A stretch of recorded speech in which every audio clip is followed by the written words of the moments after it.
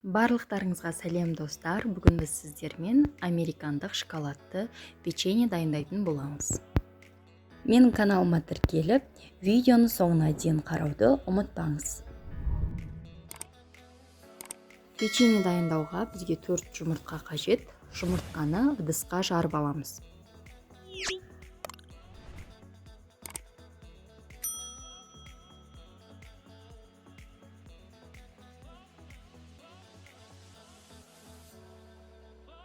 Екі жүз грамм шекерді жұмыртқаға қосып, венчикпен жақсылап араластырамыз. Ерітілген сары майды осы жұмыртқаның үстіне құйып, тағы да венчикпен шекер ерігенше араластыратын боламыз. Құрғақ ингредиенттерімізді бөлек араластырып аламыз. Оңға 1 шай қасық разрыхлитель салып, жақсылап араластырамыз. Құрғақ ингредиенттерді бірнеше бөліктерге бөле отырып, сұйық қоспамызға қосып, қамыр илейтін боламыз.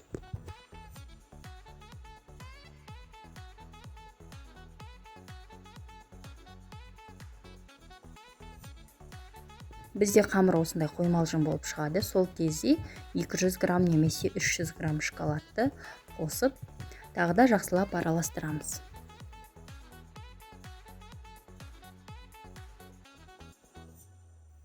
Енді қолымызбен дөңгелектеп, печеньелерді дайындап, формаға саламыз.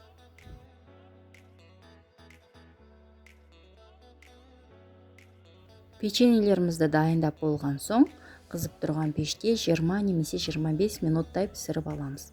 Егер 20 минут ұстасаңыздар, печеньеміз жұмсақ шығады, ал 25-30 минутқа жақын ұстасаңыздар, онда печеньеміз қытырлақ болып шығады.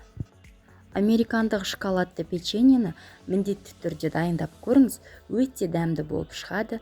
Видео ұнаса, лайк басып, комментарий қалдыруды ұмытпаңыз.